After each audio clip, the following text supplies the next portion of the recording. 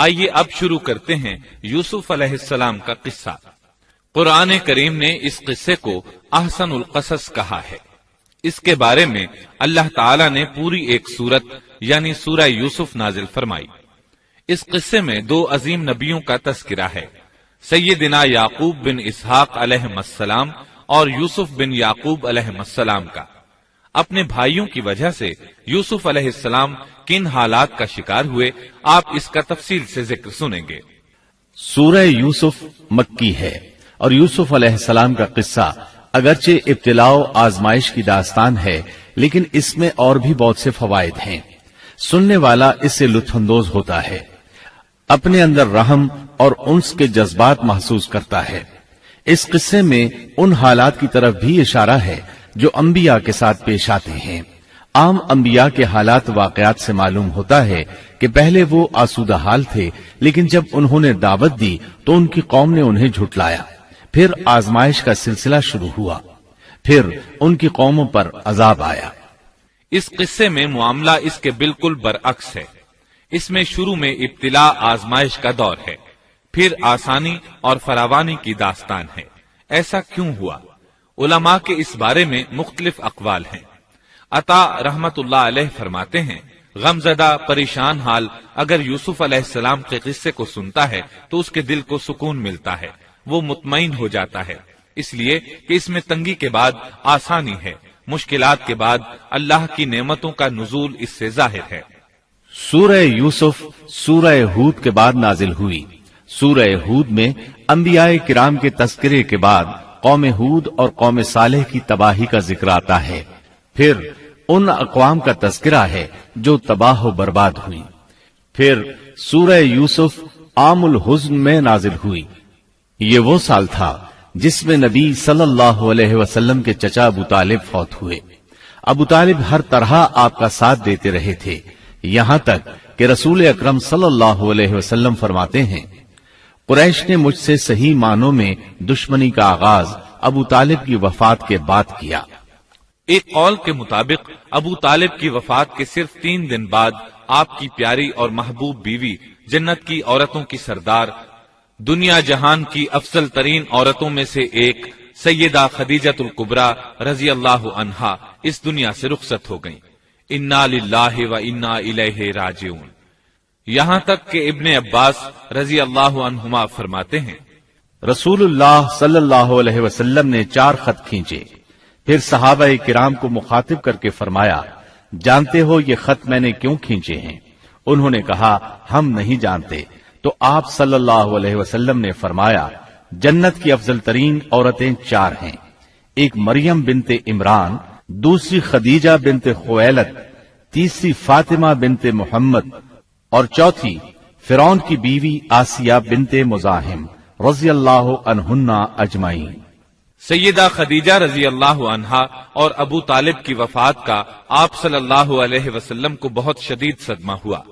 تب آپ کی تسلی کے لیے اللہ تعالیٰ نے سورہ یوسف نازل فرمائی اور آپ کو یقین دلایا کہ تنگی کے بعد فراخی ہوتی ہے، اور اس صورت میں سبق آموز واقعات اور عبرتوں کا تذکرہ یکجا کر دیا گیا ہے، جبکہ دوسرے انبیاء کے قصے قرآن اور احادیث میں مختلف مقامات پر ہیں۔ یہ قصہ قرآن کریم میں ایک جگہ کیوں ذکر کیا گیا، اس میں کیا حکمت تھی، اور باقی قصے مختلف مقامات پر کیوں بکھرے ہوئے ہیں، اس بارے میں علامہ قرطبی رحمت اللہ علیہ فرماتے ہیں، اللہ تعالیٰ نے انبیاء علیہ السلام کے قصے تکرار کے ساتھ ذکر کیے ہیں۔ ایک ہی بات کو بلاغت و بیان کے اصول کے تحت مختلف پیرائے میں ذکر کیا ہے، جیسا کہ ابراہیم علیہ السلام کا قصہ ہے۔ جب اللہ کے برگزیدہ فرشتے ان کے پاس آئے تو ان کے آنے پر ابراہیم علیہ السلام نے جو مہمان نوازی کی اس کو مختلف انداز میں بیان کیا گیا ہے۔ ایک جگہ فرمایا، وہ بغیر کسی تاخیر کے بھنا ہوا بچڑا لے آئے۔ دوسری آیت میں فرمایا، پس ابراہیم فربا بچڑے کا گوشت لے آئے۔ ان دونوں جملوں کو جمع کرنے سے معلوم ہوا بھونا ہوا موٹا تازہ بچڑا پیش کیا گیا۔ مختلف جگہوں پر ان کا تذکرہ اس لیے کیا گیا کہ لوگ اس سے عبرت پکڑیں۔ علامہ قرطبی رحمت اللہ علیہ فرماتے ہیں، یوسف علیہ السلام کے قصے کو ایک جگہ اور باقی انبیاء کے قصوں کو علیحدہ بیان کرنے کی ایک حکمت یہ بھی ہے کہ مخالف پر حجت قائم ہو جائے کہ وہ نہ مکرر کلام لا سکتے ہیں اور نہ ہی قصہ یوسف علیہ السلام کی طرح اکٹھا کلام لا سکتے ہیں۔ مطلب یہ کہ بلاغت کی ہر قسم میں دشمن پر حجت قائم ہو سکے۔ اللہ تعالی کلام کو مکرر اور غیر مکرر لا کر قرآن کا اعجاز بیان کرنا چاہتے ہیں کہ اللہ چاہیں تو ایک قصے کو ایک ہی جگہ بیان کر دیں، چاہیں تو مختلف جگہوں پر بیان کر دیں۔ کوئی یہ نہ کہہ سکے کہ دیکھو قرآن میں یہ قصہ علیحدہ علیحدہ بیان ہوا ہے، میں اس کو ایک جگہ بیان کر سکتا ہوں، یا اس کے برعکس یہ نہ کہہ سکے کہ قرآن میں تو یہ قصہ ایک ہی جگہ بیان ہوا ہے، میں اس کو الگ الگ کر کے بیان کر سکتا ہوں۔ اب ہم اس قصے کا آغاز کرتے ہیں اور اسی طرح کرتے ہیں جس طرح اس کا آغاز اللہ رب العزت نے کیا ہے۔ شروع اللہ کے نام سے جو بڑا مہربان نہایت رحم والا ہے۔ الف لام را، یہ روشن کتاب کی آیتیں ہیں۔ یقیناً ہم نے اس کتاب کو عربی قرآن بنا کر نازل فرمایا ہے تاکہ تم سمجھ سکو۔ ہم آپ کے سامنے بہترین بیان پیش کرتے ہیں اس قرآن سے جو ہم نے آپ کی جانب وحی کے ذریعے نازل کیا ہے، اور یقیناً آپ اس سے پہلے بے خبروں میں سے تھے۔ قصہ در اصل ایک خبر کے بعد دوسری خبر اور اطلاع در اطلاع کو کہتے ہیں، اور قصص کا اصل قصہ ہے یعنی پیچھے چلنا، جیسا کہ اللہ کی کتاب میں ہے۔ موسیٰ کی والدہ نے ان کی بہن سے کہا کہ تو اس کے پیچھے پیچھے جا، اور قصص کی اصل یہی ہے کہ کسی خبر کا پے در پے آنا۔ اس لیے ارشاد باری تعالی ہے، ہم آپ پر بہترین قصے بیان کرتے ہیں، اور یقیناً آپ اس سے پہلے بے خبروں میں سے تھے۔ غفلت سے مراد یہاں اللہ کے ذکر سے غفلت نہیں، بلکہ اس کا مطلب یہ ہے کہ نزول قرآن سے پہلے آپ ان قصص سے واقف نہیں تھے۔ اللہ تعالیٰ سورہ یوسف آیت 4 اور 5 میں فرماتے ہیں، جب یوسف نے اپنے باپ سے ذکر کیا کہ ابا جی، میں نے 11 ستاروں اور سورج چاند کو خواب میں دیکھا ہے کہ وہ سب مجھے سجدہ کر رہے ہیں، یعقوب نے کہا، پیارے بچے، اپنے اس خواب کا ذکر اپنے بھائیوں سے نہ کرنا، ایسا نہ ہو کہ وہ تیرے ساتھ کوئی فریب کاری کرے، شیطان تو انسان کا کھلا دشمن ہے۔ رؤیا سے مراد وہ خواب ہے جس کو انسان نیند کی حالت میں دیکھے، اور رؤیت سے مراد وہ حقیقت ہے جس کو انسان حالت بیداری میں اپنی آنکھوں سے دیکھے۔ تو یوسف علیہ السلام نے خواب میں دیکھا کہ 11 ستارے اور سورج اور چاند انہیں سجدہ کر رہے ہیں۔ یعقوب علیہ السلام خواب کی حقیقت کو جان گئے، اگرچہ آپ خوابوں کی تعبیر نہیں بتاتے تھے، لیکن انہیں علم ہو گیا کہ اس میں یوسف علیہ السلام کی تکریم ہے، اور انہیں یہ بھی علم تھا کہ یوسف علیہ السلام کے بھائی ان سے حسد کرتے ہیں۔ اسی لیے انہوں نے یوسف علیہ السلام سے کہا کہ اپنے بھائیوں کو یہ خواب نہ سنانا۔ یوسف علیہ السلام کے 11 بھائی تھے، بنیامین ان کے سگے بھائی تھے، باقی 6 ایک ماں سے اور 4 2 لونڈیوں سے تھے۔ حقیقی بھائی ان سے حسد نہیں کرتا تھا، وہ عمر میں ان سے چھوٹا تھا، باقی سب ان سے حسد کرتے تھے، اور اس حسد کی وجہ یہ تھی کہ یعقوب علیہ السلام ان سے والہانہ محبت کرتے تھے۔ اسی طرح بنیامین سے بھی انہیں بہت لگاؤ تھا، مطلب یہ کہ ان دونوں سے انہیں زیادہ محبت تھی، اور محبت میں کمی بیشی کوئی بری چیز نہیں، البتہ نبی کریم صلی اللہ علیہ وسلم نے فرمایا، ان میں عدل سے ضرور کام لیں۔ غرض یعقوب علیہ السلام کو ان دونوں سے زیادہ محبت تھی، ان کا دل ان کی طرف زیادہ مائل تھا، یہاں تک کہ لمحہ بھر بھی انہیں نظروں سے اوجھل نہیں کرتے تھے۔ یوسف علیہ السلام کے بھائی جب کھیل کے لیے نکلتے تو یعقوب علیہ السلام فرماتے، یوسف کو یہیں چھوڑ دو، گویا ہر وقت ان کا پہرا دیتے تھے۔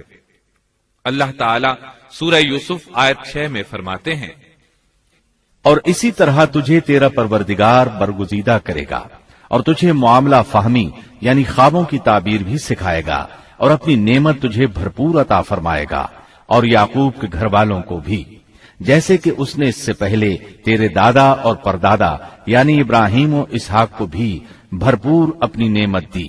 یقیناً تیرا رب بہت بڑے علم والا اور زبردست حکمت والا ہے۔ یعنی آپ کو منتخب کر لیا اور تمام بھائیوں سے آپ کو چن لیا، اور یعقوب علیہ السلام کے سارے بیٹوں سے آپ کا انتخاب کیا، اور اس دور کے لوگوں میں سے آپ کو نبوت دینے کا ارادہ کیا۔ مزید یہ کہ وہ لوگوں کو خوابوں کی تعبیر بھی بتاتے تھے، اور آیت میں جس نعمت کا ذکر ہے اس سے مراد نبوت کی نعمت ہے، اور یہ قصہ اللہ تعالیٰ نے نصیحت کے لیے ذکر کیا ہے۔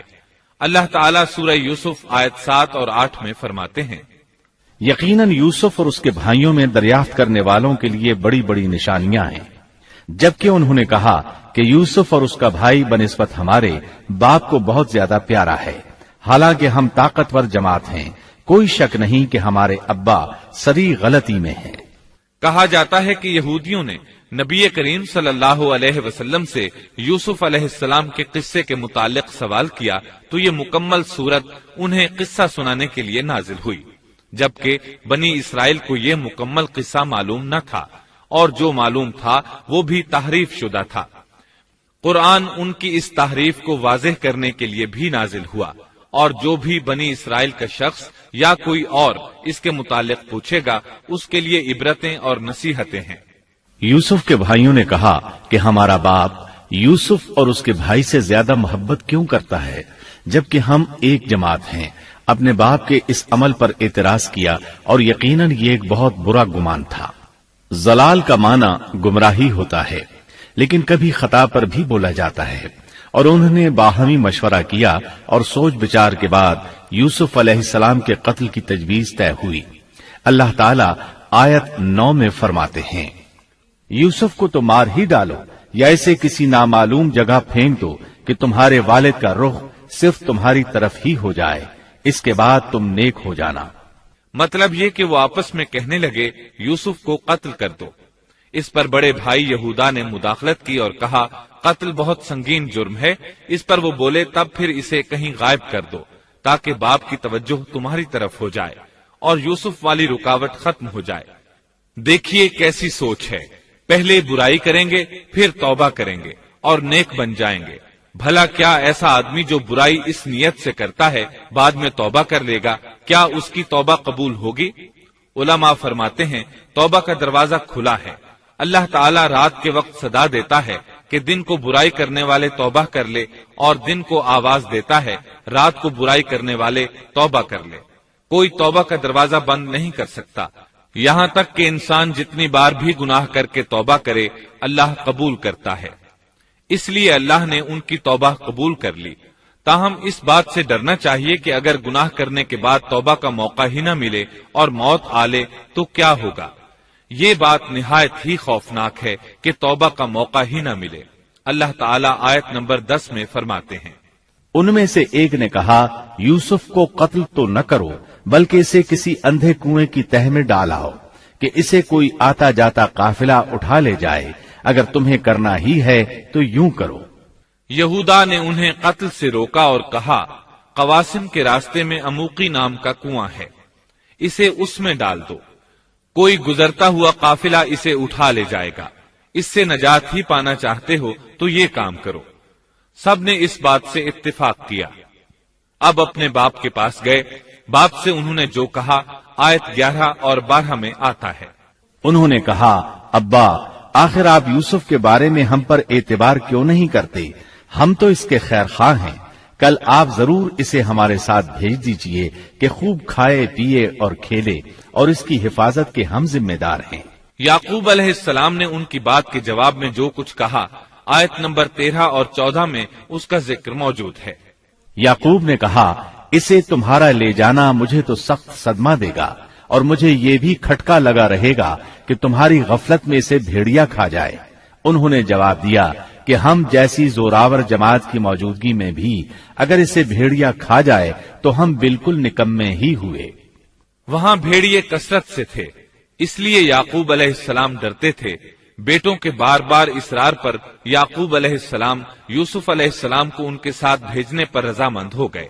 اللہ تعالیٰ آیت 15 میں فرماتے ہیں، پھر جب اسے لے چلے اور سب نے مل کر ٹھان لیا کہ اسے غیر آباد گہرے کنویں کی تہ میں پھینک دیں، ہم نے یوسف کی طرف وحی کی کہ یقیناً وقت آ رہا ہے کہ تو انہیں اس ماجرے کی خبر اس حال میں دے گا کہ وہ جانتے ہی نہ ہوں گے۔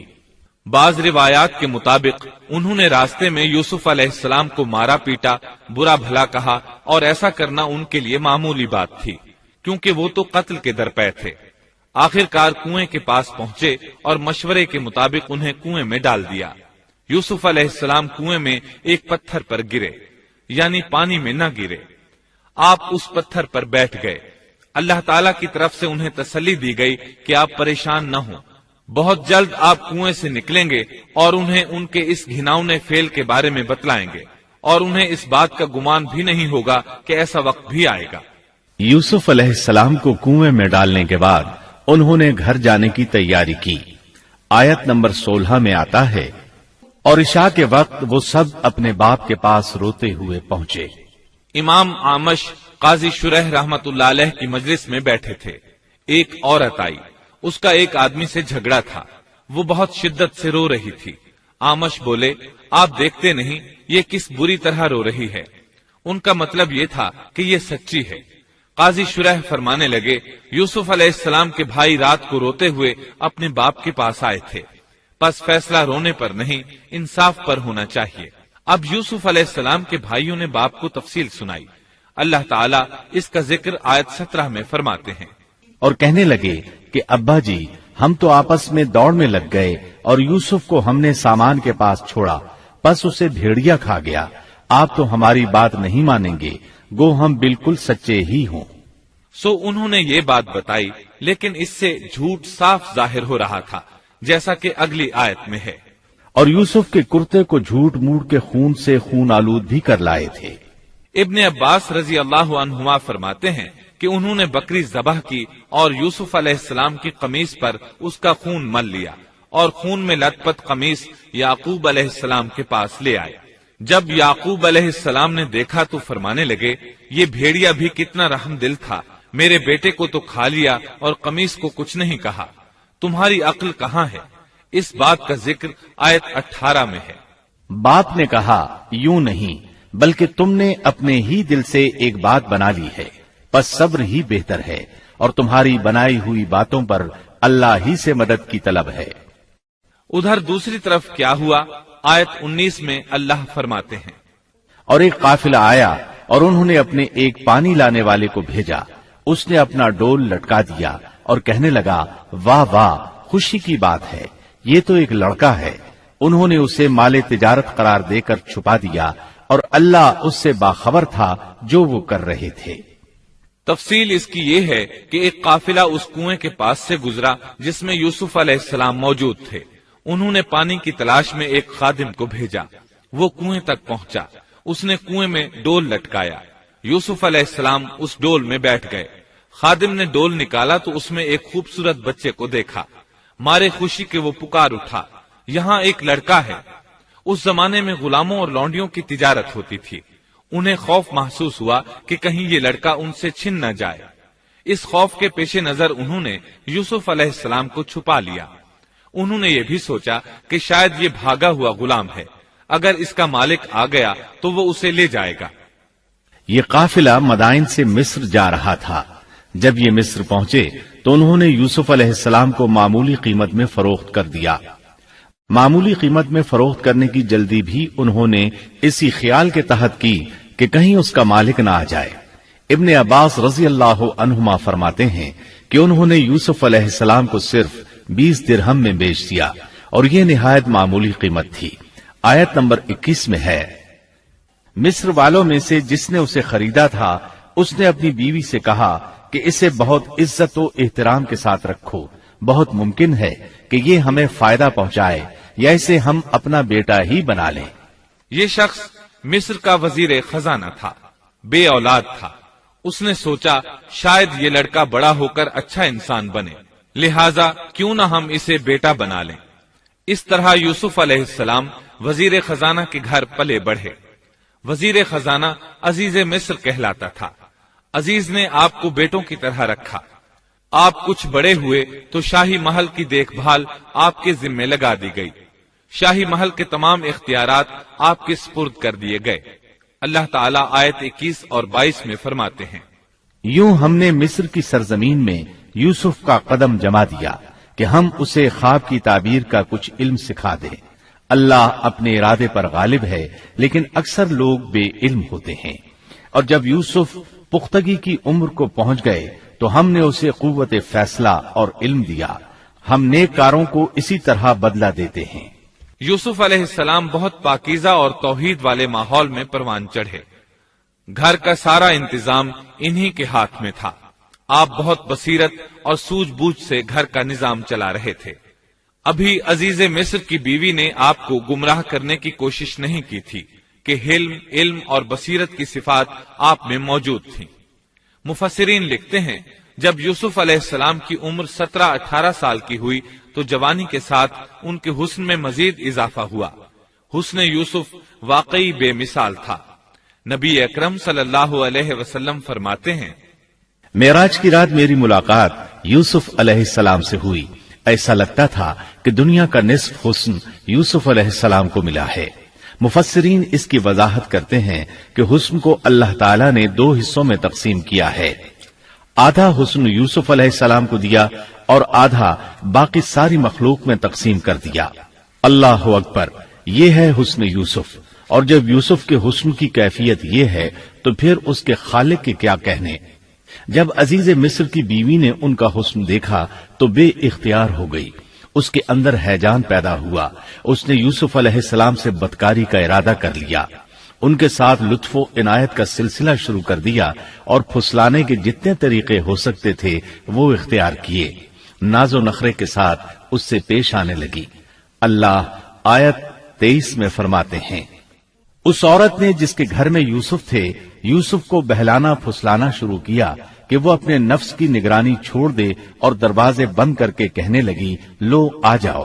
یوسف نے کہا، اللہ کی پناہ، وہ میرا رب ہے، مجھے اس نے بہت اچھی طرح رکھا ہے. بے انصافی کرنے والوں کا بھلا نہیں ہوتا ہے. مطلب یہ کہ آخر نوبت یہاں تک پہنچ گئی کہ ایک دن اس نے سارے دروازے بند کر لیے اور کہنے لگی، آئیے یوسف، میں نے یہ زیب و زینت آپ کے لیے کی ہے.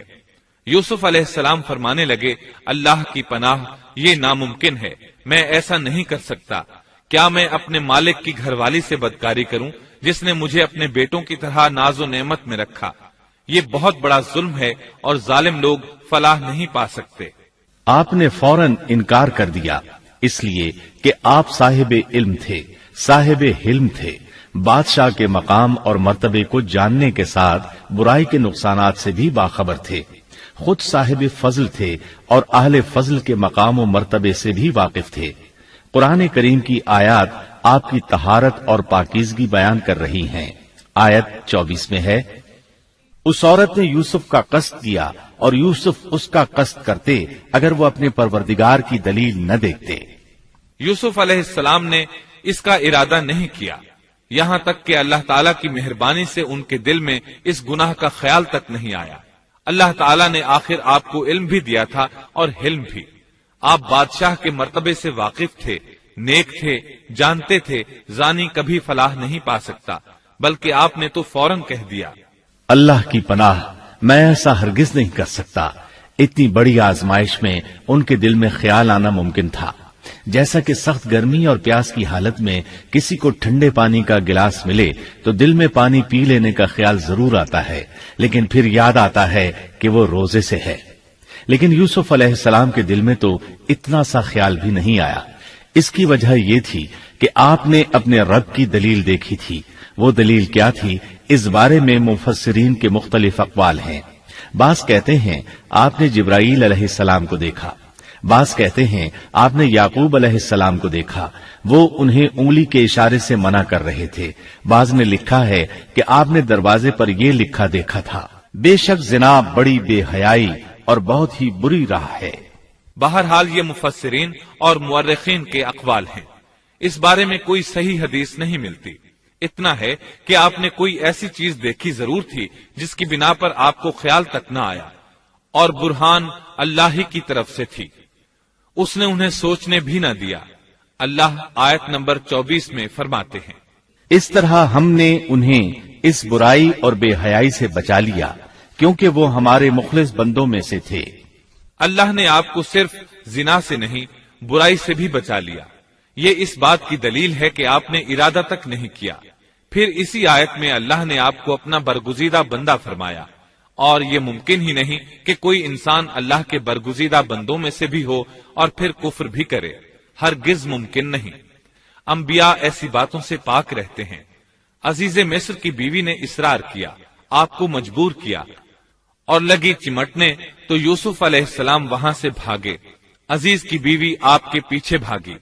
اللہ تعالیٰ نے آیت 25 میں اس واقعے کو یوں بیان فرمایا ہے، اور دونوں دروازے کی طرف دوڑے، اور اس عورت نے یوسف کا کرتا پیچھے کی طرف سے کھینچ کر پھاڑ ڈالا، اور دروازے کے پاس ہی عورت کا شوہر دونوں کو مل گیا، تو کہنے لگی، جو شخص تیری بیوی کے ساتھ برا ارادہ کرے بس اس کی سزا یہی ہے کہ اسے قید کر دیا جائے یا اور کوئی دردناک سزا دی جائے۔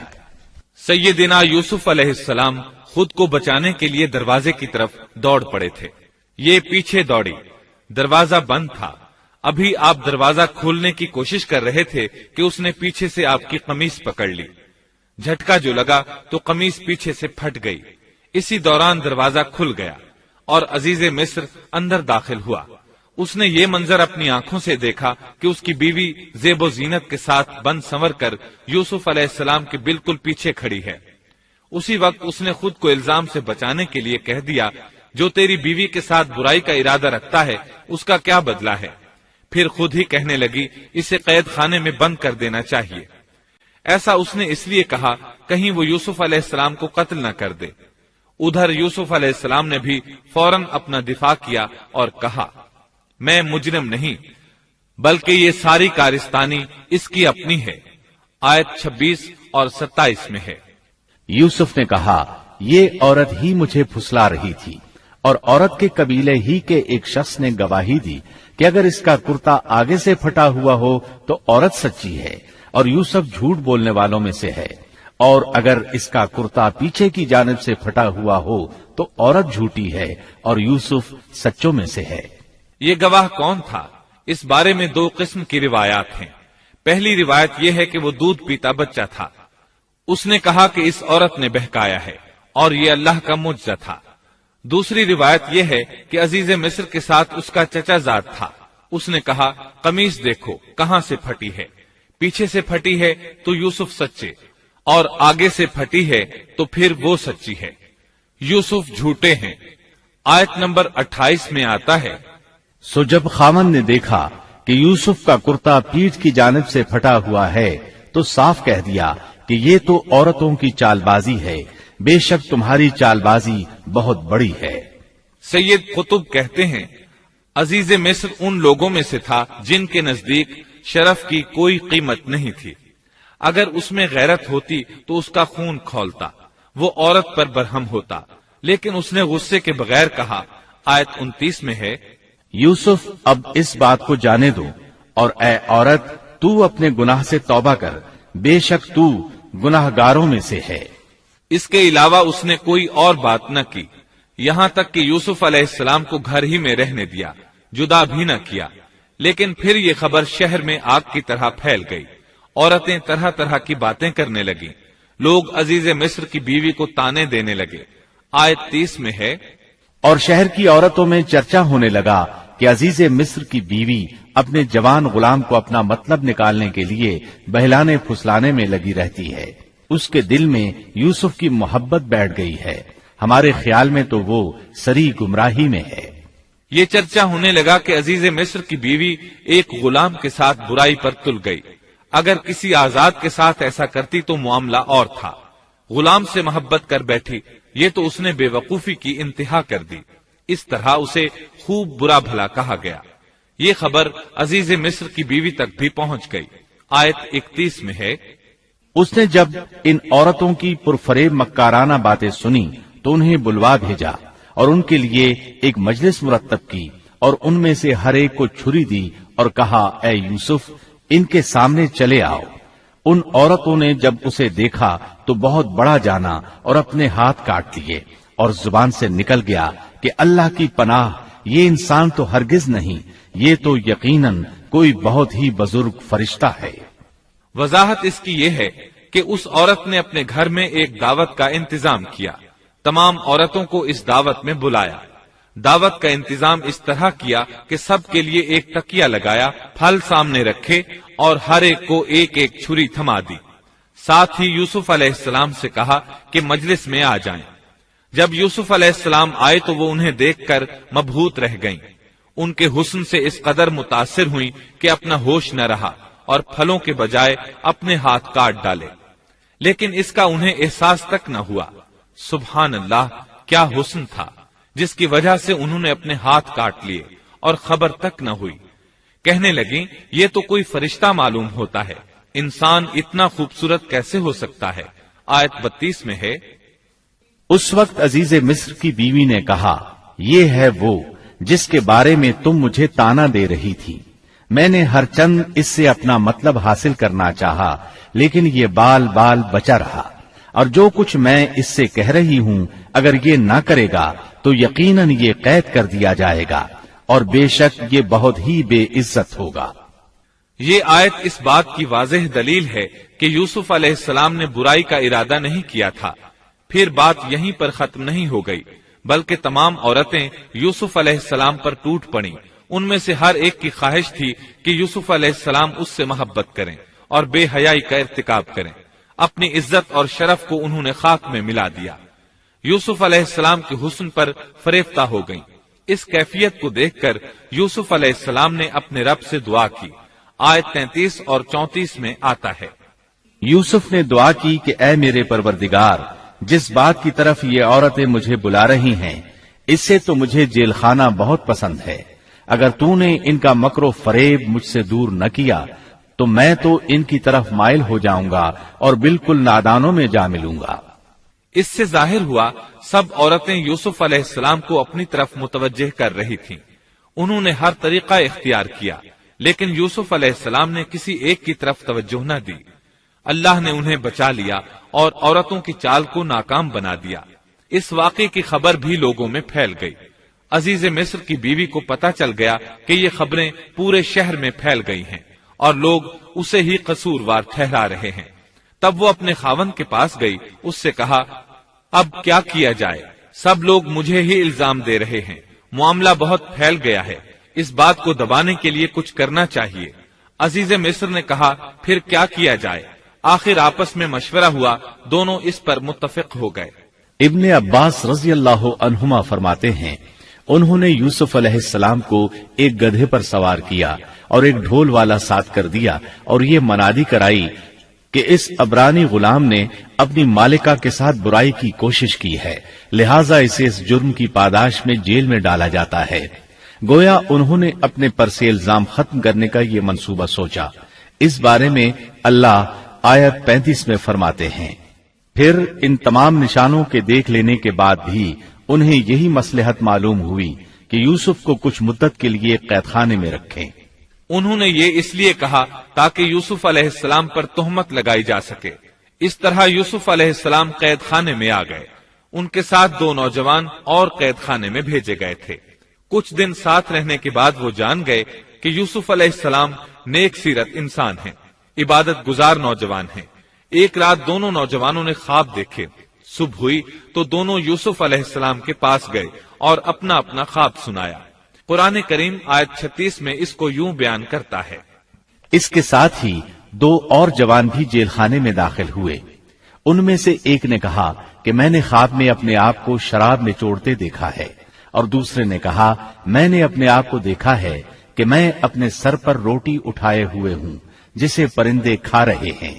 ہمیں آپ اس کی تعبیر بتائیے، ہمیں تو آپ خوبیوں والے شخص دکھائی دیتے ہیں۔ قید خانے کے قیدی بھی جان چکے تھے کہ یوسف علیہ السلام نیک ہیں۔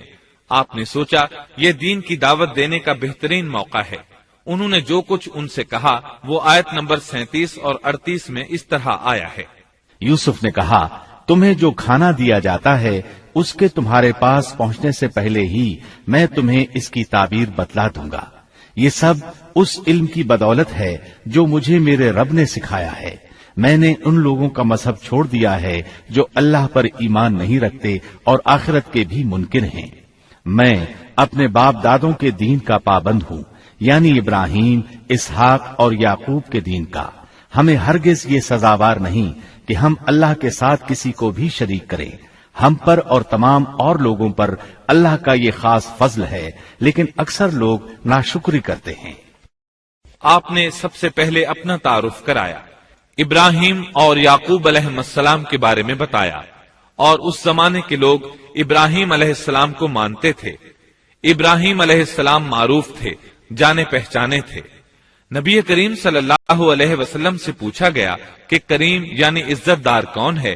آپ نے فرمایا عزت دار کے بیٹے، عزت دار کے پوتے اور عزت دار کے پڑ پوتے، یعنی یوسف بن یعقوب بن اسحاق بن ابراہیم علیہ السلام.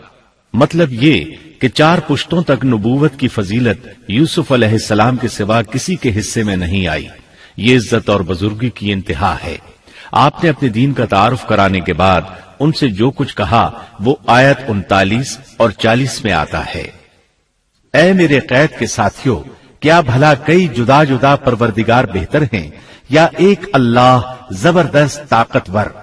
اس کے سوا تم جن کی پوجا پاٹ کر رہے ہو وہ سب نام ہی نام ہیں جو تم نے اور تمہارے باپ دادوں نے خود ہی گھڑ لیے ہیں. اللہ نے ان کی کوئی دلیل نازل نہیں فرمائی. فرما روائی صرف اللہ ہی کی ہے. اس کا فرمان ہے کہ تم سب سوائے اس کے کسی اور کی عبادت نہ کرو. یہی دین درست ہے، لیکن اکثر لوگ نہیں جانتے. پھر یوسف علیہ السلام نے انہیں خواب کی تعبیر بتائی. اس کا ذکر سورہ یوسف آیت 41 میں ہے. اے میرے قید خانے کے رفیقو، تم دونوں میں سے ایک تو اپنے بادشاہ کو شراب پلانے پر مقرر ہو جائے گا، لیکن دوسرا سولی دیا جائے گا اور پرندے اس کا سر نوچ نوچ کھائیں گے. تم دونوں جس کے بارے میں تحقیق کر رہے تھے اس کام کا فیصلہ کر دیا گیا. تعبیر سن کر وہ قیدی کہنے لگے ہم نے اس طرح خواب نہیں دیکھا. جس کے قتل کی تعبیر بتائی گئی تھی وہ تو خاص طور پر کہنے لگا میں نے یہ خواب نہیں دیکھا. اس پر یوسف علیہ السلام نے فرمایا یہ اللہ کا فیصلہ ہے، تبدیل نہیں ہو سکتا. پھر آپ نے دوسرے قیدی سے فرمایا اور جس کی نسبت یوسف کا گمان تھا کہ ان دونوں میں سے یہ چھوٹ جائے گا، اس سے کہا کہ اپنے بادشاہ سے میرا ذکر بھی کر دینا. پھر اسے شیطان نے اپنے بادشاہ سے ذکر کرنا بھلا دیا اور یوسف نے کئی سال قید خانے ہی میں کاٹے. پھر اسی طرح ہوا، ایک کو پھانسی پر چڑھا دیا گیا، دوسرا بادشاہ کو شراب پلانے پر مقرر ہوا، لیکن وہ یوسف علیہ السلام کا ذکر کرنا بھول گیا. اللہ تعالیٰ آیت 42 میں فرماتے ہیں شیطان نے اسے بھلا دیا. اس آیت کی تفسیر بعض مفسرین نے یہ کی ہے کہ شیطان نے یوسف علیہ السلام کو اپنے رب یعنی اللہ تعالیٰ کی یاد سے غافل کر دیا، اور انہوں نے ایک بندے سے چاہا کہ وہ اپنے رب یعنی شاہ مصر سے ان کا تذکرہ کر کے ان کی رہائی کی کوشش کرے. اس لیے اللہ تعالیٰ نے ان کو یہ سزا دی کہ وہ کئی سال تک جیل میں پڑے رہے. یہ تفسیر بالکل غلط ہے. درست یہ ہے کہ فَأَنْسَاهُ کی ضمیر اس شخص کی طرف لوٹتی ہے جس کے متعلق یوسف علیہ السلام کا گمان تھا کہ وہ رہائی پانے والا ہے. اور اس آیت کے معنی یہ ہیں کہ شیطان نے اس شخص کو اپنے آقا سے یوسف علیہ السلام کا ذکر کرنا بھلا دیا، جیسا کہ علامہ ابن کثیر اور دیگر مفسرین نے اسی طرح کہا ہے. انس رضی اللہ عنہ سے مروی یہ روایت کہ اللہ تعالیٰ نے یوسف علیہ السلام کی طرف وحی کی کہ اے یوسف تجھے تیرے بھائیوں سے کس نے نجات دی؟ فرمایا اے اللہ آپ نے. اللہ نے پھر پوچھا یوسف تجھے کنویں سے کس نے نکالا؟ انہوں نے جواب دیا اللہ آپ نے. اللہ تعالیٰ نے پھر پوچھا یوسف تجھے عورتوں سے کس نے بچایا؟ کہا اللہ آپ نے. اب اللہ نے فرمایا پھر اب اللہ کے سوا کسی اور سے نجات کیوں طلب کرتے ہو؟ یہ روایت عقل اور نقل دونوں کے خلاف ہے، کیونکہ تکالیف و مصائب سے خلاصی کے لیے دنیاوی اسباب اختیار کرنا جائز ہے، جیسا کہ سورۃ المائدہ میں اللہ تعالیٰ فرماتے ہیں کہ نیکی اور تقوی کے کاموں میں ایک دوسرے کا تعاون کرو. اور یوسف علیہ السلام کا رہائی پانے والے شخص سے اپنی رہائی کے متعلق بادشاہ سے بات کرنے کو کہنا اس آیت کے عین مطابق ہے، اور ایسا کرنا توکل علی اللہ کے خلاف نہیں. لہذا مذکورہ بیان کردہ روایت جس طرح سند کے اعتبار سے کمزور ہے، اسی طرح مفہوم کے اعتبار سے بھی قرآن کے خلاف ہے. یوسف علیہ السلام قید خانے میں پڑے ہیں، کسی کو ان کی خبر تک نہیں. یہ ان کی ایک اور آزمائش تھی، کسی کو خبر ہو تو نکالے. آخر کچھ مدت بعد بادشاہ نے خواب دیکھا۔ بادشاہ نے کہا، میں نے خواب میں دیکھا ہے کہ 7 موٹی تازی فربا گائیں ہیں جن کو 7 دبلی پتلی لاغر گائیں کھا رہی ہیں، اور 7 بالیاں ہیں ہری ہری اور دوسری 7 بالکل خشک۔ اس خواب نے بادشاہ کو پریشان کر دیا۔ اس نے کہا، اے درباریو، میرے اس خواب کی تعبیر بتلاؤ اگر تم خواب کی تعبیر دے سکتے ہو۔ انہوں نے جواب دیا، یہ تو اڑتے اڑاتے پریشان خواب ہیں، اور ایسے شوریدہ پریشان خوابوں کی تعبیر جاننے والے ہم نہیں۔ جب وہ خواب کی تعبیر نہ بتا سکے تب اس ساقی کو یوسف علیہ السلام یاد آئے۔ وہ چونک اٹھا۔ ان 2 قیدیوں میں سے جو رہا ہوا تھا اسے مدت کے بعد یاد آ گیا اور کہنے لگا، میں تمہیں اس کی تعبیر بتلا دوں گا، مجھے جانے کی اجازت دیجیے۔ قید خانہ شہر سے باہر تھا، انہوں نے اسے ادھر روانہ کر دیا۔ وہ جیل پہنچا، یوسف علیہ السلام سے ملا اور بولا، اے یوسف، اے بہت بڑے سچے، آپ ہمیں اس خواب کی تعبیر بتلائیے کہ 7 موٹی تازی گائیں ہیں جنہیں 7 دبلی پتلی گائیں کھا رہی ہیں، اور 7 بالکل سبز خوشے ہیں، اور 7 ہی دوسرے بالکل خشک ہیں، تاکہ میں واپس جا کر ان لوگوں سے کہوں تاکہ وہ سب جان لیں۔ تب یوسف علیہ السلام نے خواب کی تعبیر بتائی۔ یوسف نے جواب دیا کہ تم 7 سال تک پے در پے لگاتار حسب عادت غلہ بویا کرنا، اور فصل کاٹ کر اسے بالیوں سمیت ہی رہنے دینا، سوائے اپنے کھانے کی تھوڑی سی مقدار کے۔ اس کے بعد 7 سال نہایت سخت قحط کے آئیں گے، وہ اس غلے کو کھا جائیں گے جو تم نے ان کے لیے ذخیرہ رکھ چھوڑا تھا، سوائے اس تھوڑے سے غلے کے جو تم محفوظ کر کے رکھو گے۔ آپ نے صرف خواب کی تعبیر نہیں بتائی بلکہ علاج بھی بتایا۔ اس کے بعد ایک اور بات بھی بتائی۔ اس کے بعد جو سال آئے گا اس میں لوگوں پر خوب بارش برسائی جائے گی، اور وہ اس میں شیرہ انگور بھی خوب نچوڑیں گے۔ ساقی بہت تیزی سے واپس گیا، بادشاہ کو پوری تفصیل بتائی۔ تب بادشاہ نے کہا، یوسف کو میرے پاس لاؤ۔ بادشاہ کا قاصد واپس آیا اور آپ سے کہا، بادشاہ آپ کو بلا رہا ہے۔ یوسف علیہ السلام نے کہا، میں قید خانے سے نہیں نکلوں گا۔ نبی کریم صلی اللہ علیہ وسلم فرماتے ہیں، اللہ یوسف علیہ السلام پر رحم فرمائے، انہوں نے کس حد تک صبر کیا۔ ان کی جگہ میں ہوتا اور مجھے قید خانے سے نکلنے کے لیے کہا جاتا تو میں فوراً باہر نکل جاتا۔ 7 سال تک قید میں رہنے کے بعد اگر کوئی قیدی سے باہر نکلنے کے لیے کہے اور وہ باہر نکلنے سے انکار کر دے تو یہ بات عجیب ہی لگ سکتی تھی، لیکن یوسف علیہ السلام ہر طرح سے بری ہو کر نکلنا چاہتے تھے۔ چنانچہ آپ نے کہا، یوسف نے کہا، اپنے بادشاہ کے پاس واپس جا اور اس سے پوچھ کہ ان عورتوں کا حقیقی واقعہ کیا ہے جنہوں نے اپنے ہاتھ کاٹ لیے تھے۔ ان کے ہیلے کو صحیح طور پر جاننے والا میرا پروردگار ہی ہے۔ قاصد واپس آیا، اس نے بادشاہ کو یوسف کا جواب سنایا۔ اب بادشاہ نے ان عورتوں کو جمع کیا اور کہا، بادشاہ نے پوچھا، اے عورتوں، اس وقت کا صحیح واقعہ کیا ہے جب تم داؤ فریب کر کے یوسف کو اس کی دلی منشا سے بہکانا چاہتی تھی؟ انہوں نے صاف جواب دیا کہ معاذ اللہ، ہم نے یوسف میں کوئی برائی نہیں پائی۔ پھر تو عزیز مصر کی بیوی بھی بول اٹھی کہ اب تو حق سچ واضح ہو گیا ہے، میں نے ہی اسے ورغلایا تھا اس کے جی سے، اور یقیناً وہ سچوں میں سے ہے۔ یوسف نے کہا، یہ اس واسطے کہ عزیز مصر جان لے کہ میں نے اس کی پیٹھ پیچھے اس کی خیانت نہیں کی، اور یہ بھی کہ اللہ دغابازوں کے ہتھ کنڈے چلنے نہیں دیتا۔ میں اپنے نفس کی پاکیزگی بیان نہیں کرتا، بے شک نفس تو برائی پر ابھارنے والا ہی ہے، مگر یہ کہ میرا پروردگار ہی اپنا رحم کرے، یقیناً میرا پالنے والا، بڑی بخشش کرنے والا اور بہت مہربانی فرمانے والا ہے۔ بعض مفسرین کے نزدیک یہ یوسف علیہ السلام کا قول ہے، اور یہ انہوں نے اس وقت کہا جب جیل میں ان کو یہ ساری تفصیل بتلائی گئی، یا بعض کے بقول بادشاہ کے پاس جا کر انہوں نے یہ کہا۔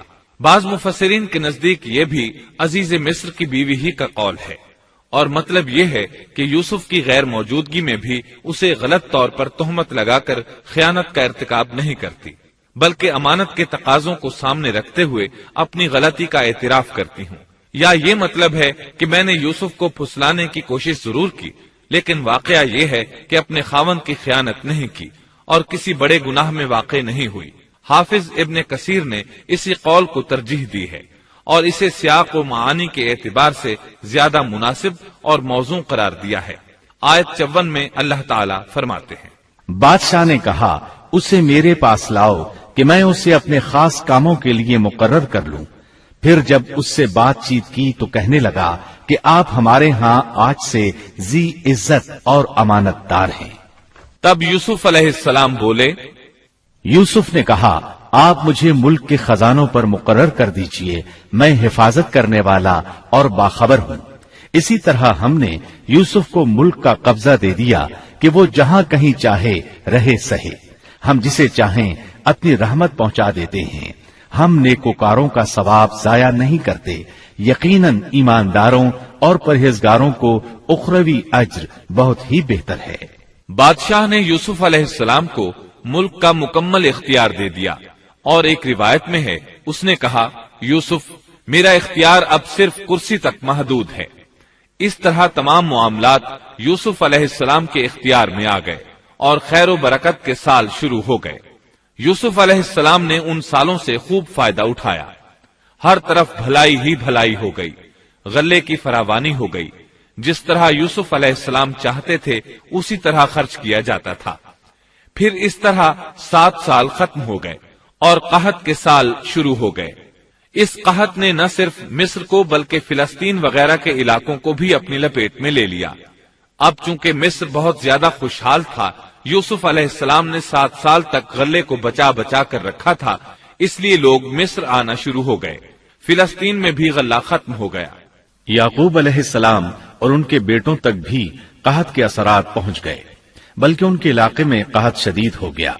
تلاش کے باوجود غلہ نہیں ملتا تھا، ملتا بھی تھا تو بہت مہنگا۔ فلسطین میں خبر پہنچی کہ مصر کا بادشاہ پرانی قیمت پر غلہ دے رہا ہے۔ یہ خبر اس لیے پہنچی کہ یوسف علیہ السلام پرانی قیمت پر غلہ فروخت کر رہے تھے، چنانچہ فلسطین سے غلہ خریدنے کے لیے قافلے مصر آنے لگے۔ یوسف علیہ السلام پرانی قیمت پر غلہ ضرور دیتے، لیکن ایک آدمی کو صرف اتنا دیتے جتنا ایک اونٹ اٹھا سکتا، اس سے زیادہ نہ دیتے تاکہ تاجر لوگ مال سٹاک کر کے مہنگا نہ بیچیں۔ اس لیے جو غلہ خریدتا تھا اس کے لیے ضروری تھا کہ اپنے گھر والوں کو ساتھ لائے۔ یوسف علیہ السلام ہر ایک سے پوچھتے تمہارے گھر کے کتنے افراد ہیں، انہیں ساتھ لے کر آؤ، اور اس طرح یوسف علیہ السلام کے بھائیوں نے بھی مصر جانے کا ارادہ کر لیا۔ قرآن مجید میں اس کا تذکرہ یوں آیا ہے، یوسف کے بھائی آئے اور یوسف کے پاس گئے تو اس نے انہیں پہچان لیا اور انہوں نے اسے نہ پہچانا۔ یوسف علیہ السلام نے گندم دینے سے پہلے پوچھا، تم کون ہو، کہاں سے آئے ہو، تم جاسوس لگتے ہو۔ وہ قسمیں کھانے لگے۔ آپ نے پوچھا، تمہارا باپ کون ہے، تم کتنے بھائی ہو، کیا تمہارا کوئی اور بھائی بھی ہے، تمہارا کوئی بھائی فوت تو نہیں ہو گیا؟ اس طرح آپ نے ان سے مکمل تفصیل پوچھی، انہوں نے اپنے بارے میں بتا دیا۔ آپ نے ان سے کہا، اور جب اس نے ان کے لیے سامان تیار کر دیا تو کہا کہ تم میرے پاس اپنے اس بھائی کو بھی لانا جو تمہارے باپ کی طرف سے ہے، کیا تم نے نہیں دیکھا کہ میں پورا ناپ کر دیتا ہوں اور میں ہوں بھی بہترین مہمانی کرنے والوں میں۔ آپ نے ان سے یہ بھی کہا، پس اگر تم اسے میرے پاس لے کر نہ آئے تو میری طرف سے تمہیں کوئی ناپ بھی نہ ملے گا، بلکہ تم میرے قریب بھی نہ پھٹکنا۔ انہوں نے کہا، اچھا، ہم اس کے والد سے تذکرہ کریں گے اور پوری کوشش کریں گے۔ پھر یوسف علیہ السلام نے اپنے غلاموں سے کہا اور اپنے خدمتگاروں سے کہا کہ ان کی پونجی انہی کی بوریوں میں رکھ دو کہ جب لوٹ کر اپنے اہل و عیال میں جائیں اور پونجیوں کو پہچان لیں تو بہت ممکن ہے کہ یہ پھر لوٹ آئیں۔ دراصل یوسف علیہ السلام چاہتے تھے کسی طرح وہ دوبارہ آئیں۔ انہیں یہ خدشہ محسوس ہوا کہ ممکن ہے دوبارہ آنے کے لیے ان کے پاس رقم نہ ہو اور یہ غلہ خریدنے نہ آئیں، اس لیے ان کی قیمت ان کے سامان میں رکھ دی تاکہ وہ دوبارہ آئیں۔ جب یہ گھر پہنچے تو سامان کھولنے سے پہلے باپ سے کہا، جب یہ لوگ لوٹ کر اپنے والد کے پاس گئے تو کہنے لگے، ہم سے تو غلے کا پیمانہ روک لیا گیا، اب آپ ہمارے ساتھ ہمارے بھائی کو بھیجیے کہ ہم پیمانہ بھر کر لائیں، ہم اس کی نگہبانی کے ذمہ دار ہیں۔ یعنی انہوں نے کہا کہ آئندہ ہمیں غلہ اسی صورت میں ملے گا جب ہم اپنے چھوٹے بھائی بنیامین کو ساتھ لے جائیں گے۔ اس پر یعقوب علیہ السلام نے فرمایا، یعقوب نے کہا کہ مجھے تو اس کی بابت تمہارا بس ویسا ہی اعتبار ہے جیسا اس سے پہلے اس کے بھائی کے بارے میں تھا، بس اللہ ہی بہترین حافظ ہے اور وہ سب مہربانوں سے بڑا مہربان ہے۔ مطلب یہ کہ یعقوب علیہ السلام نے ان کی بات ماننے سے انکار کر دیا۔ اس کے بعد جب انہوں نے اپنا سامان کھولا تو کیا دیکھا؟ جب انہوں نے اپنا سامان کھولا تو انہوں نے اپنا سرمایہ موجود پایا جو ان کی جانب لوٹا دیا گیا تھا۔ کہنے لگے، اے ہمارے باپ، ہمیں اور کیا چاہیے؟ دیکھیے تو یہ ہمارا سرمایہ بھی ہمیں واپس لوٹا دیا گیا ہے۔ ہم اپنے خاندان کو غلہ لا دیں گے اور اپنے بھائی کی نگرانی رکھیں گے اور ایک اونٹ کا پیمانہ زیادہ لائیں گے، یہ ناپ تو بہت آسان ہے۔ جب یعقوب علیہ السلام نے یہ معاملہ دیکھا اور ان کا اصرار بڑھا تو سوچ میں پڑ گئے کہ معاملہ کچھ اور معلوم ہوتا ہے، پس انہیں اللہ تعالی کی طرف سے الہام ہوا کہ ساتھ بھیج دیجیے۔ یعقوب نے کہا، میں تو اسے ہرگز تمہارے ساتھ نہ بھیجوں گا جب تک کہ تم اللہ کو بیچ میں رکھ کر مجھے قول و قرار نہ دو کہ تم اسے میرے پاس پہنچاؤ گے، سوائے اس ایک صورت کے کہ تم سب گرفتار کر لیے جاؤ۔ جب انہوں نے پکا قول و قرار دیا تو انہوں نے کہا، ہم جو کچھ کہتے ہیں اللہ اس پر نگہبان ہے۔ انہوں نے مزید نصیحت کی اور یعقوب نے کہا، اے میرے بچوں، تم سب ایک دروازے سے نہ جانا بلکہ کئی جدا جدا دروازوں میں سے داخل ہونا۔ میں اللہ کی طرف سے آنے والی کسی چیز کو تم سے ٹال نہیں سکتا، حکم صرف اللہ ہی کا چلتا ہے۔ میرا کامل بھروسہ اسی پر ہے اور ہر ایک بھروسہ کرنے والے کو اسی پر بھروسہ کرنا چاہیے۔ مطلب یہ تھا کہ تم 11 نوجوان ہو، تمہیں دیکھ کر کوئی حسد نہ کر بیٹھے، تمہیں نظر نہ لگ جائے، اور نظر کا لگ جانا برحق ہے، اور یہ بسا اوقات انسان کو قبر میں پہنچا دیتی ہے۔ اب یہ روانہ ہوئے۔ جب وہ انہی راستوں سے جن کا حکم ان کے والد نے انہیں دیا تھا گئے، کچھ نہ تھا کہ اللہ نے جو بات مقرر کر دی ہے وہ اس سے انہیں ذرا بھی بچا لے، مگر یعقوب کے دل میں ایک خیال پیدا ہوا جسے اس نے پورا کر لیا۔ بلا شبہ وہ ہمارے سکھلائے ہوئے علم کا عالم تھا، لیکن اکثر لوگ نہیں جانتے۔ مطلب یہ کہ انسان کی کوشش کے باوجود تقدیر اپنا کام دکھا جاتی ہے۔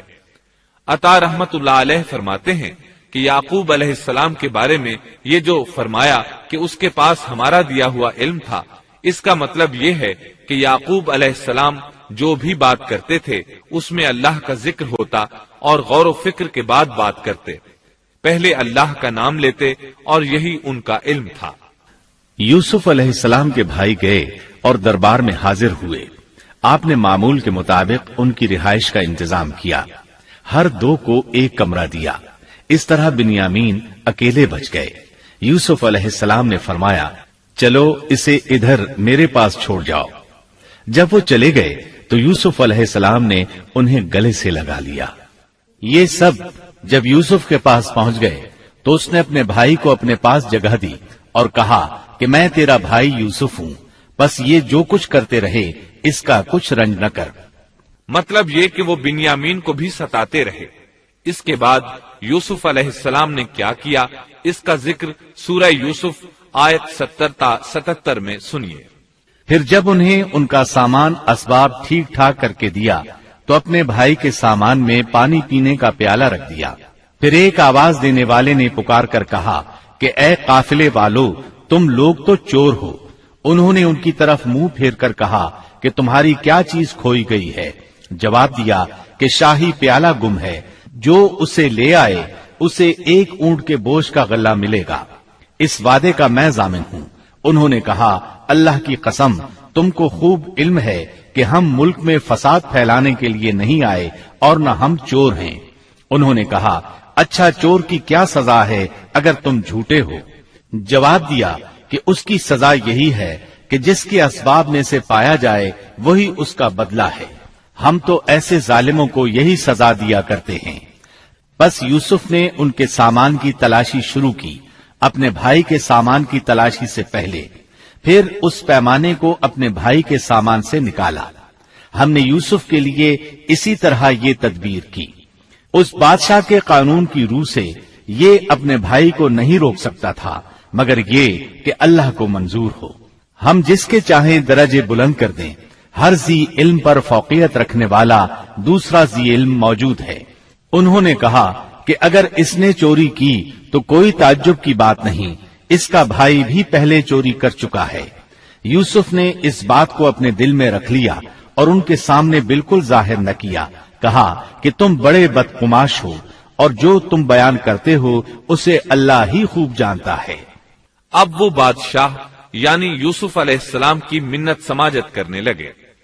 انہوں نے کہا کہ اے عزیز مصر، اس کے والد بڑی عمر کے بالکل بوڑھے شخص ہیں. آپ اس کے بدلے ہم میں سے کسی کو لے لیجئے.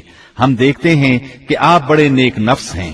یوسف نے کہا کہ ہم نے جس کے پاس اپنی چیز پائی ہے اس کے سوا دوسرے کی گرفتاری کرنے سے اللہ کی پناہ چاہتے ہیں.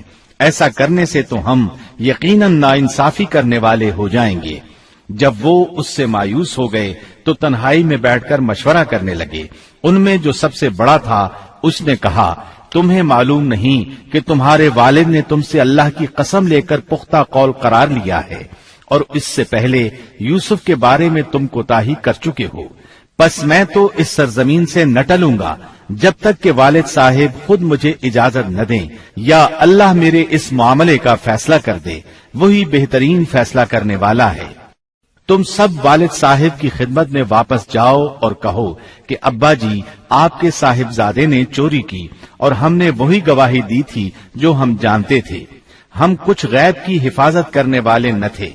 آپ اس شہر کے لوگوں سے دریافت فرما لیں جہاں ہم تھے اور اس قافلے سے بھی پوچھ لیں جس کے ساتھ ہم آئے ہیں، اور یقیناً ہم بالکل سچے ہیں. یعقوب نے کہا، یہ تو نہیں بلکہ تم نے اپنی طرف سے بات بنا لی. بس اب صبر ہی بہتر ہے. قریب ہے کہ اللہ ان سب کو میرے پاس ہی پہنچا دے. وہی علم و حکمت والا ہے. پھر یعقوب علیہ السلام رونے لگے اور کہنے لگے. پھر ان سے منہ پھیر لیا اور کہا، ہائے یوسف. ان کی آنکھیں بوجہ رنج و غم کے سفید ہو چکی تھیں اور وہ غم کو دبائے ہوئے تھے. بیٹوں نے کہا، واللہ آپ ہمیشہ یوسف کی یاد ہی میں لگے رہیں گے یہاں تک کہ گھل جائیں یا ختم ہی ہو جائے. اس پر یعقوب علیہ السلام نے کہا، انہوں نے کہا کہ میں تو اپنی پریشانیوں اور رنج کی فریاد اللہ ہی سے کر رہا ہوں. مجھے اللہ کی طرف سے وہ باتیں معلوم ہیں جو تم نہیں جانتے. میرے پیارے بچوں، تم جاؤ اور یوسف کی اور اس کے بھائی کی پوری طرح تلاش کرو اور اللہ کی رحمت سے نا امید نہ ہو. یقیناً رب کی رحمت سے نا امید وہی ہوتے ہیں جو کافر ہوتے ہیں. اب ان کے پاس غلہ خریدنے کے لیے سامان تجارت بہت کم تھا. وہ تھوڑا سا سامان لے کر پھر یوسف علیہ السلام کے پاس گئے. پھر جب یہ لوگ یوسف کے پاس پہنچے تو کہنے لگے کہ اے عزیز، ہم کو اور ہمارے خاندان کو دکھ پہنچا ہے. ہم حقیر پونجی لائے ہیں، پس آپ ہمیں پورے غلے کا ناپ دیجئے اور ہم پر خیرات کیجئے. اللہ خیرات کرنے والوں کو بدلہ دیتا ہے. اب برادران یوسف ان کے سامنے رسوائی کے درجے تک پہنچ گئے. چنانچہ یوسف علیہ السلام نے انہیں زیادہ پریشان کرنا مناسب نہ سمجھا اور اپنا مکمل تعارف کروا دیا. یوسف نے کہا، جانتے بھی ہو کہ تم نے یوسف اور اس کے بھائی کے ساتھ اپنی نادانی کی حالت میں کیا کیا؟ انہوں نے کہا، واقعی تو ہی یوسف ہے. جواب دیا کہ ہاں میں یوسف ہوں اور یہ میرا بھائی ہے. اللہ نے ہم پر فضل و کرم کیا. بات یہ ہے کہ جو بھی پرہیزگاری اور صبر کرے تو اللہ کسی نیکوکار کا اجر ضائع نہیں کرتا. انہوں نے کہا، اللہ کی قسم، اللہ نے تجھے ہم پر برتری دی ہے اور یہ بھی بالکل سچ ہے کہ ہم خطا کار تھے. جواب دیا، آج تم پر کوئی ملامت نہیں ہے. اللہ تمہیں بخشے، وہ سب مہربانوں سے بڑا مہربان ہے. میرا یہ کرتا تم لے جاؤ اور اسے میرے والد کے منہ پر ڈال دو کہ وہ دیکھنے لگیں اور اپنے خاندان کو میرے پاس لے آؤ. وہ قمیص لے کر یعقوب علیہ السلام کی طرف چل دیے. جو ہی مصر سے چلے یعقوب علیہ السلام نے خوشبو محسوس کر لی. جب یہ قافلہ جدا ہوا تو ان کے والد نے کہا، کہ مجھے تو یوسف کی خوشبو آ رہی ہے، اگر تم مجھے بے وقوف نہ کہو۔ وہ کہنے لگے کہ واللہ آپ اپنے اسی پرانے خط میں مبتلا ہیں۔ جب خوشخبری دینے والے نے پہنچ کر ان کے منہ پر وہ کرتا ڈالا، اسی وقت وہ پھر سے بینا ہو گئے۔ کہا کیا میں تم سے نہ کہا کرتا تھا کہ میں اللہ کی طرف سے وہ باتیں جانتا ہوں جو تم نہیں جانتے؟ انہوں نے کہا ابا جی آپ ہمارے لیے گناہوں کی بخشش طلب کیجئے، بے شک ہم قصوروار ہیں۔ کہا اچھا میں جلد ہی تمہارے لیے اپنے پروردگار سے